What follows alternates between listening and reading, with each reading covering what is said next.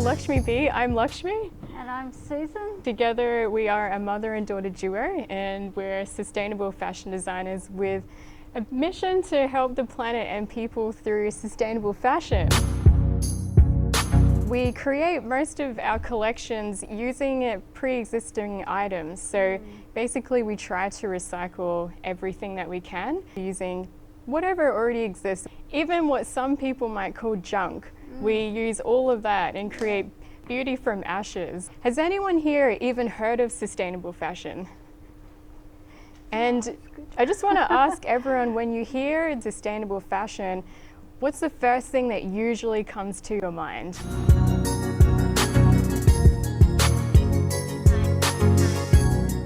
So would you say when you first hear about sustainable fashion, you would think sort of more along the lines of something really glamorous, or would it be something more that's like earthy, or a little bit of both?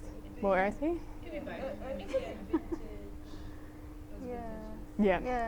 Yeah. So that was really good. So actually what you've said is what most people think about sustainability, and this is kind of how it started. So there was a lot of eco brands out there that saw the problem. So usually when there's a kind of problem arising from the dirt, not everyone's going to see it at the same time. I guess you could call them the whistleblowers. So someone will see something, think, oh, that's not right, maybe we need to fix that. And so a lot of the people that were doing that were basically creating sustainable garments from scratch. So literally like eco textiles, people were dyeing fabrics with tea and like beetroot and things like that. So you'd see a lot of those kind of things, and there was almost a bit of a weird stigma about it. Like sometimes when you used to say sustainable, people think, oh, like earthy and a little bit grungy and like kind of along those lines. And so there is a new wave and there's a new era that's happening, which is really exciting. And as more people are starting to hear about sustainability, everyone adds their own special touch and a bit of flavor to that. Yeah, well, it just got started just looking in our own closets at what we already have. And like, you know, everyone has clothes at the back of their closet. Maybe they haven't worn it for years, or they only worn it once, or maybe not at all. And you can just pull out all those things and you can just work with that. Like you can either cut it up and make something else, or you could just restyle it so it looks like it's different. And the best part about that is when you're creating from scratch, one of our things was we wanted to make clothes that people felt beautiful in on the outside as well as feeling good on the inside. So we always believed that you didn't have to be grungy to be sustainable, that you could be really elegant and glamorous and fabulous just by the way you create it. So I mean, we'll show you some examples soon so you can see a little bit of what we've thrown together. Right now in the planet, fast fashion, it is one of the biggest polluters of our globe today, and it's second to oil, and that's huge. Part of the reason you won't hear much about it is because it's a $1 trillion business, and there's been a lot of zip over a lot of the information that's coming out. But you've had some amazing independent journalists that have actually gone undercover into some of these factories and warehouses, and I'm talking like some of the biggest brands on the planet are all involved in this process. And we're talking not just your cheap stores, but even luxury goods are using these cheap processes and abusive labor to create their products, which is crazy. So one of the things is you have your toxic landfill waste, which is part of our throwaway society. So media and the fashion companies have been working together for years to, in a way, I guess you could say, reprogram us into buying their stuff, and they prey on our insecurities, especially as women. And there's a lot of psychology that goes behind a lot of the ad campaigns to think, I need to go out and buy another thing, and that if I wear the same thing, I'm going to be looked down on in society. So they make you think you need something when deep down in your core, you actually don't need it. With the social media and Instagram, like the pressure to look good and have a different outfit every time you take a photo. Yeah. So it's a huge issue, and the awesome thing is there are amazing people who are changing that. And even you guys in this room, just by changing a few things in your own life, you can make a massive difference in this area just by using your own wardrobe. And so the other part of this is the abuse of workers. There has been a bit of an issue where a lot of people are struggling for jobs in the fashion industry because they're demanding a higher wage. And these companies don't want to pay the higher wage, so they outsource their labor. And so my mom is English and my dad is Indian, and I've been able to see into that side because a lot of the clothes that we wear are made in India and Bangladesh and China. So we've been able to get a bit of insight into what's going on behind some of those closed doors. A lot of the women there, first of all, they weren't being paid properly, and second of all, they were getting abused at work. So the manager was going and abusing them. That was like bashing or harassment. If they're not working fast enough, they'll get beaten. This is a lot of stuff that they closed. One woman who, her husband had abused her, and she had to leave him and divorce him, and she had a tiny baby, and she was very skilled in sewing, and she was actually hired by a company that it's actually everywhere. And because she couldn't afford daycare, the child was actually sleeping underneath the sewing machine, breathing in all the dust and all the debris. And there was another woman who wasn't allowed to bring her child in, so she actually tied her baby on a leash to a tree outside the shop, and that baby was there for hours all day while she was trying to make a living for her family inside. It's just heartbreaking, like what's going on, and these stories are more common than we think. So these are just two women and basically representing a whole group of people that this is happening to, and it's multiplied all over the world, these particular types of situations. And we're basically wearing the clothes that these people have slaved over to provide and be in the stores. So it's a huge global issue. I always say it starts with ourselves and just being educated, and we'll give you a few tips on what you can look out for when you go shopping and how to be more sustainable and conscious when it comes to your clothing. Yeah, even like donating clothes to charities isn't always the best way, because sometimes they just end up in landfill as well. Like they just get so saturated and they just have way too much stuff and they can't really do anything with it. So there's, as Mum was saying, a lot of these charity stores are too overwhelmed with some of the clothing that they can't keep all of them except the best pieces. And even worse than that for everyday people is when you donate your everyday clothing, much of them won't make it through the screening process. So they'll check if is the quality good, is there holes in it, strings, and usually it'll get tossed into landfill. It really sucks, but a lot of the fast fashion chains are now creating campaigns, which you probably see, like we're being more sustainable, come in store, come shopping and donate us your old clothes. They actually put a hidden camera in one of the bags that someone had donated, and they followed the journey of the bag. And it was so insane, and they actually showed that this particular company that's everywhere they had their own special section where all the bags went to say that they were going somewhere, and then at the end of the day, after a few months, they'd be shipped and dumped overseas somewhere in some local community. And to come to my final part of the issue, it's also destroyed a lot of local communities around the world. So I saw a program in Haiti. A lot of American fast fashion donated by everyday citizens is getting shipped to Haiti, and it's actually damaging their local trade. So while the women are making these beautiful weaved outfits and painted garments, the locals aren't spending money on their own things because they're getting these free clothes. And because there's an oversaturation of them, some of them have actually made mini businesses out of it to sell it, and it's destroying their community. And this is happening in multiple places all over the world in third world countries. So it's very deep, and just for a shirt and a dress. Even though, you know, it seems a bit dark and it is sad what's happening, we try to focus on the positivity, like what can we do now with ourselves. And I've always believed that we all have the power in us. We're more powerful than we know, and our lives can literally change the entire world by our choices. So we'll get on to some fun stuff. We'll show some examples. So we'll show you some examples. Yeah. But before we get into that, my mum will show you a mural that she made which illustrates Yes. everything that we talked about with the fast fashion industry. So you can get a bit of a visual look at We'll some of the just stories. hold this up. Oh, which way does it go? This way, yeah.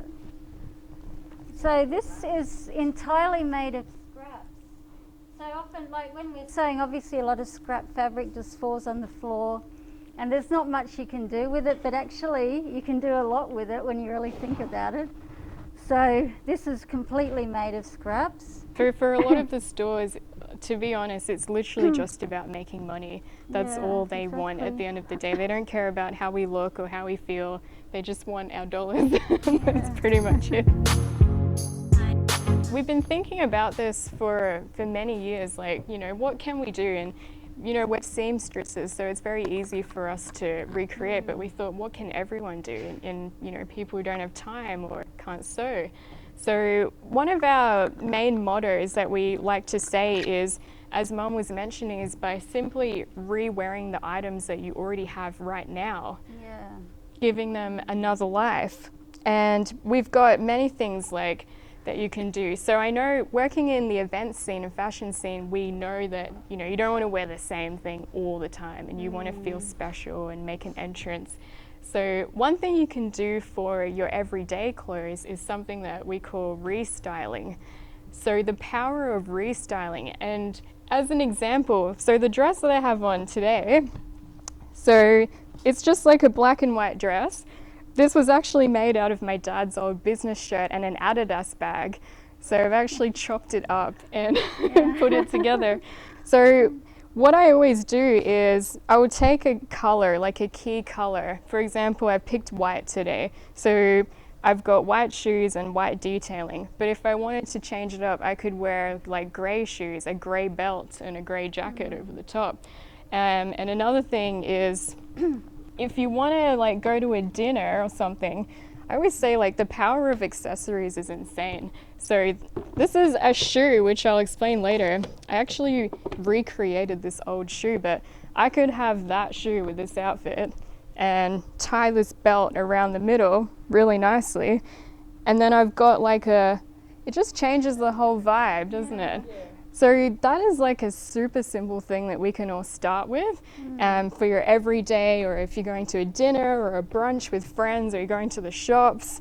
And often when I've done that, a lot of people can't tell that I'm wearing the same outfit, which is pretty interesting because when you meet people, they don't take in all the information straight away when they're meeting you and speaking to you, so they usually won't notice.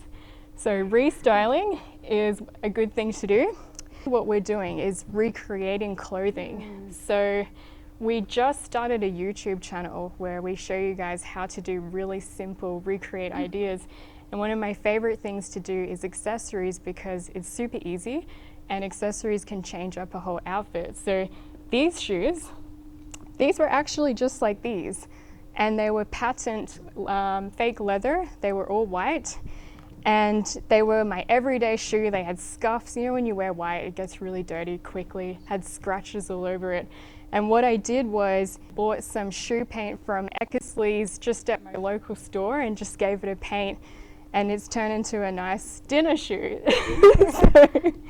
So with that, you can even go one step further. So has anyone here bought costume jewelry before? Yeah.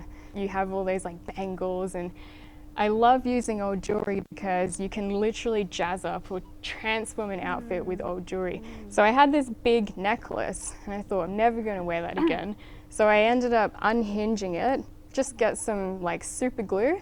I glued the pieces together and made little shoe bows, and you can get the clips from eBay, and made these little shoe bow clips out of my old necklace. And then if I want to go to a fancy dinner, just clip it on there and it's a brand new shoe. And it literally looks like you spent thousands of dollars, and this literally cost you nothing to do. But I'll pass this around so you can have a closer look and check it out. So I call these my Tiffany inspired shoes. They look like a Tiffany. Oh, wow. Just remove it? Yeah, so it flips up.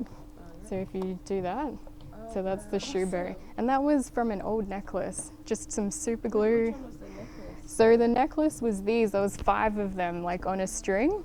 Wow. You made it into a bow. And you just stick it together and put a clip on it. Creative. So that's something you can do at home yourself really easily. And the fun thing about that is you can pick whatever color you like. You literally have your own designer shoe in your own backyard pretty much. That's shoe paint. You can get it at Eckersley's Art and Craft, and they come in these little tubs for about, I think it's like $13, and it doesn't come off, like waterproof, crack proof. We're gonna pass around some scraps. So has anyone actually seen the process of a garment being made when they cut the fabric out of the patterns? Yeah. When they put the pattern, there's a lot of pieces that come off and they usually chuck them away. So they're like scraps or remnants. So one thing that we've done is we always say, never throw anything away. You can literally use everything to make something really beautiful. So we actually collected the scraps from every single project and we put them into color coordination so we could create more outfits. So we'll show you a couple of outfits that we did using scraps. This is my Tiffany inspired suit, which goes with the shoes. So you've got a high-waisted pant and a suit jacket. And then this was from our last collection that we did. So it's a butterfly inspired dress. And it's made completely from tiny scraps that have all been joined together. And the bottom is also made from scraps and even bits of wool.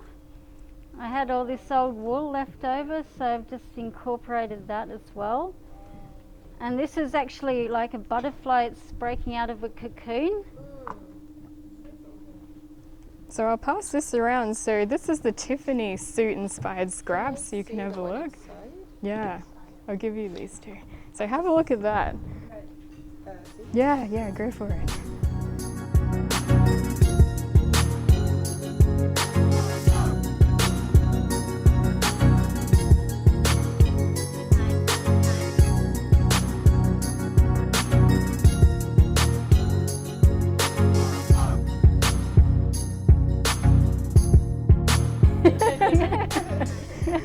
Yeah, so it's really pretty much. Yeah, I would you just can stick them on, or you can sew them on. It's but probably it's easier to glue it. them, I think. Yeah. A yeah. glue I would really recommend from Bunnings Warehouse. It's called Gorilla Glue, and it's super strong. It's so fun. It's really fun.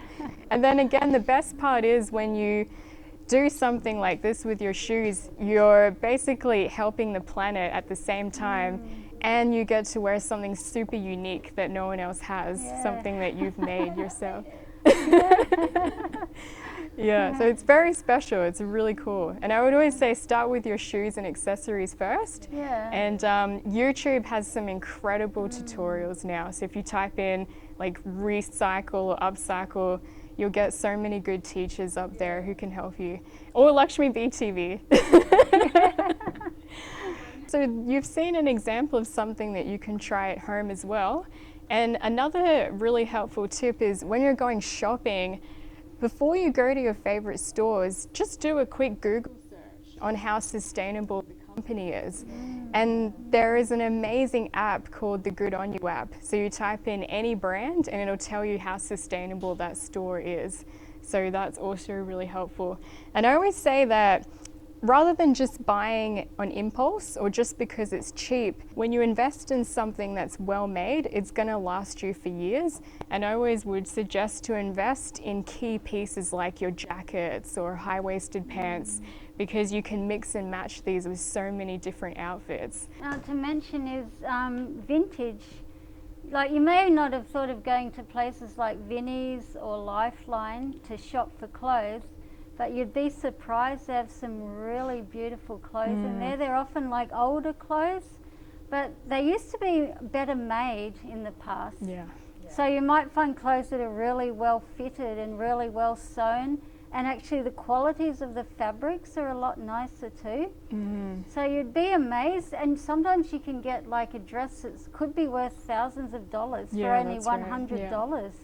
And you can even get things as cheaply as like $7 or $15, like a nice jacket, for example. So it's worth actually going to those shops and just having a look. It's amazing because since this whole topic has become a conversation, a lot of your charity stores are now upping their game. So as we mentioned, you'll get high profile clients giving their good quality items. For example, I found a Howard Showers in a Red Cross, and Howard Showers is retired now, but stuff was like around, you know, 400, 500 or more.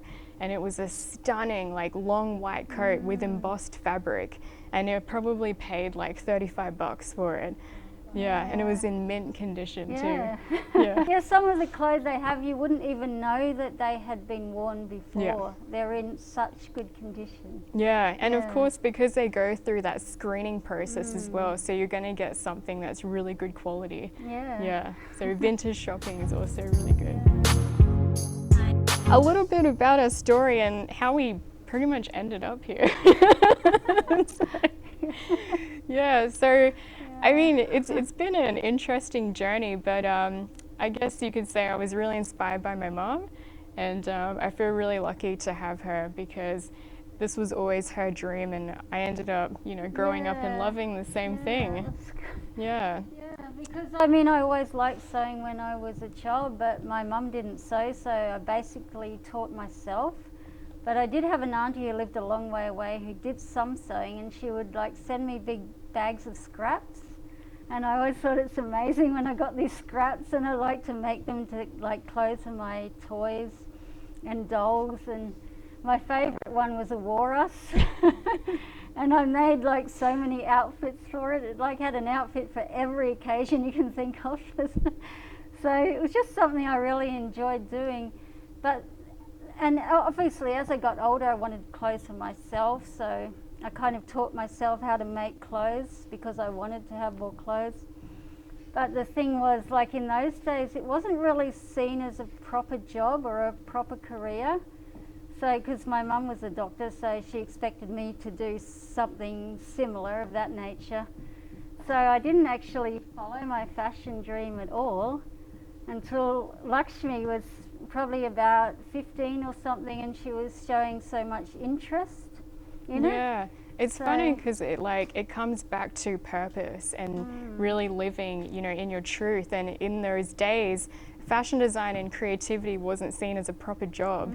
It was like, you know, doctor, lawyer, and there's nothing wrong with those fields, but if you are a creative, it's really difficult to navigate through that. But after a lot of fights and with the family, it's like, no, like this is what I'm gonna do. And I had my mum to support. I mean, even if you don't, like, just press through, you know, you will thank yourself later when you look back. Yeah, it started out, you know, watching my mum make clothes, and I just couldn't believe, like, wow, like we can make something so unique that no one else has. And so I'd get her to make my clothes, and on fancy dress day at school, I would wear the clothes, and then the kids would be like, oh, like, where'd you get that? And then we started making clothes for my friends, and that's when Dad's like, oh, okay, so could be money in this. Why don't you start a business? So Dad helped us like set up the shop, and we first started Lakshmi Bee in 2007. I was about 15 and started doing like formal dresses for girls going to their formals, and of course with life, you know, we go through hard seasons and challenges are going to come up. I was about 16 or 17 years old, and I was just like on like rocket fuel, and it was getting to this point where I was managing the business, doing high school, and I amazingly got an internship with a famous fashion designer. So we were interning there, and it was just all of this stuff all at once. And I just remember in that moment, when you do find and discover your passion, it's like a fire like inside you. It'll just keep pushing you to go, and the excitement of the journey. And I had that. And so it was getting to the point where I was asked to help with his Mercedes-Benz collection at 17 years old. and it was such an incredible journey. But unfortunately, with the pressures of high school life and guys and, like, you know, the usual problems that you have, it all got to me to the point where I think my head exploded.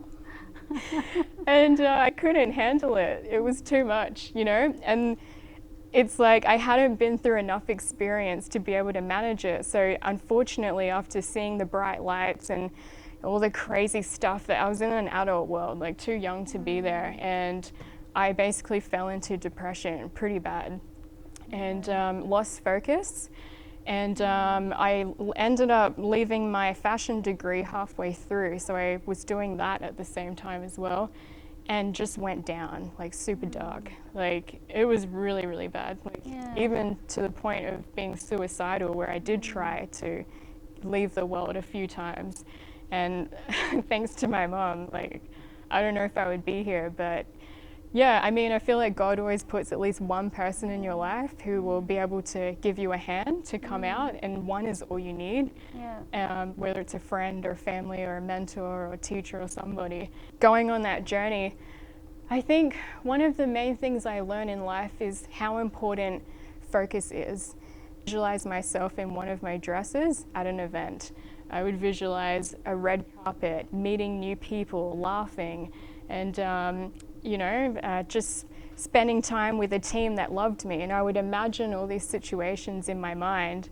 And it sounds really bizarre, but everything I visualized back then has now happened.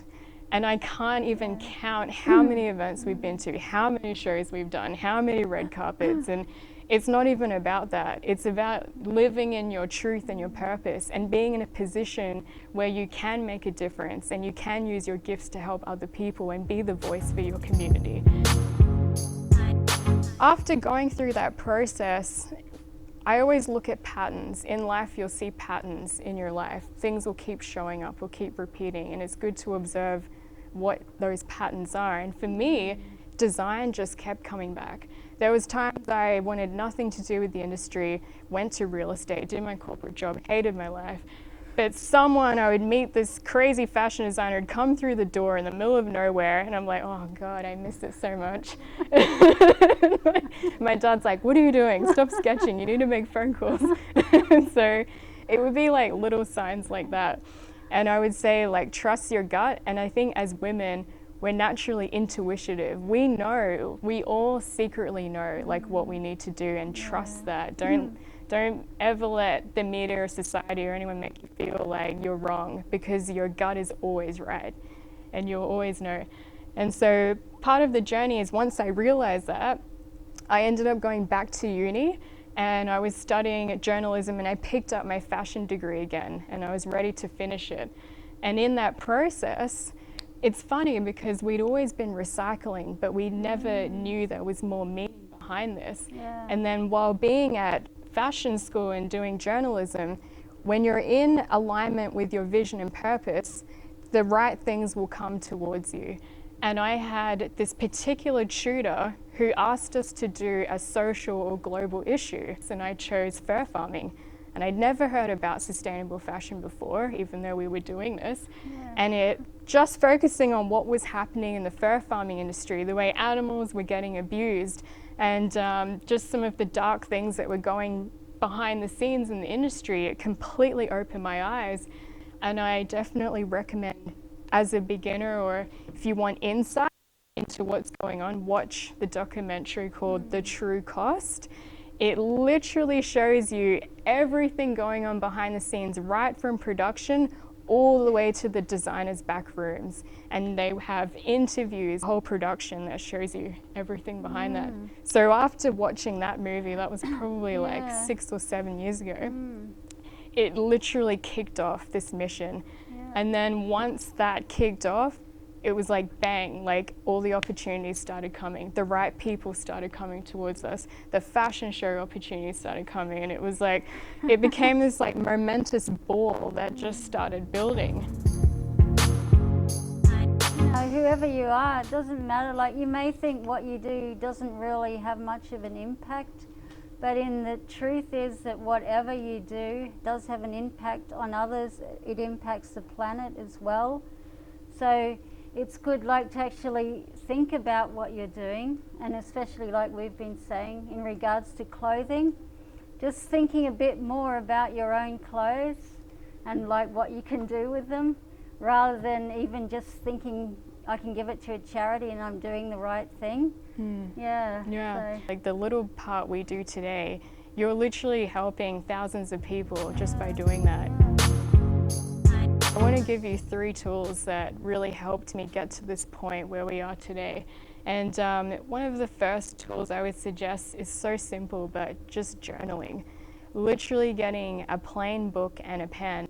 There's something powerful about putting pen to paper, because I used to type, things in my MacBook, but there's a little bit of extra when you have pen to paper. And if you've had like a tough time or something's happening, or you had a really good day and you want to remember something, at least once a week, journal those moments, those deep moments, and you'll find some of the greatest ideas and creativity will come to you when you're opening yourself up and letting all of that out on paper. That's where some of the great ideas came from for me. And I guess the second thing would be just getting quiet. There is so much noise, so many voices, even tutors. Every time you go on Instagram, it's like, I can help you with your life. Like, I can show you this mission and like do this, do that. It's like, it's good, but it's not good for everyone, because we're all individual souls, and we all have our own individual journey. And your best teacher is sometimes yourself when you get quiet. And I would say, whether you believe in God or whatever it is for you, meditate, pray, connect with yourself and God. And if you don't know how to, for me, I started just with music, and I would just shut the door, just get in a quiet space and focus on my breathing in and out. And then I would slowly just start visualizing. So praying and meditating and visualizing, what do I want my life to look like? What makes me happy? What brings me joy? This is a journey, it's a process. Allow yourself to go on that journey. It took 10 years to get to this point, which is fine. But it doesn't matter, and when I look back, I'm glad that I didn't get it back then, because of the experiences. I can now handle situations that I couldn't before, and it gives you more wisdom. It's like a diamond, we're all diamonds, and a diamond has to go through a cutting process before it can really shine in front of the world. And I believe in the journey of integrity.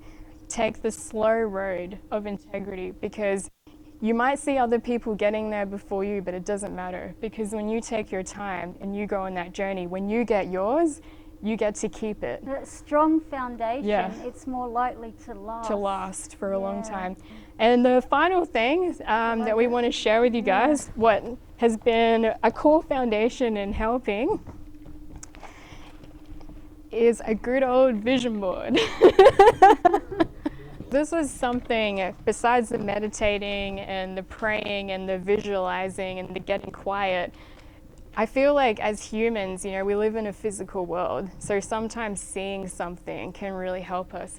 And this isn't your typical vision board. When most people think of vision boards, it's like a picture of a yacht or your favorite car or whatever. It's not that. So actually my youth pastor taught me this. So what you do is get a big piece of paper or a sheet, get a few magazines, newspapers. Before you touch them, just get quiet and breathe, and then slowly start flicking through the magazine. Whatever jumps out at you, whether it's a word or a phrase or a color, just rip it out. And you create a pile next to you of random things that stuck out to you. And then without thinking, just slowly start piecing them all over the board. And the craziest thing is, when you finish, your inner heart's mission and desire will be on paper in front of you. And that has been seriously life-changing. Just absorb it before I start my day, whether it's praying, meditating, getting quiet, and I'll just look at my vision in front of me, and then I'll get on with my day. And that's really helped me stay focused. We did this one together, so do one for yourself and for your business. As an example, so it kind of looks a bit different from your usual vision board. When we look at it, it's literally telling us a story about who we are inside as Yeah. designers and where we want this company to go. If you want to find us or ask us any questions about sustainability or mental health or just some assistance on your journey, I would love to help you any way that I can. You can reach us at Lakshmi B. We're on Facebook, Instagram, YouTube, and just started a TikTok. So thank you so much. It's a privilege and an honor to be here with all you guys. Thank you all And very much for yeah. listening. Thank you. awesome.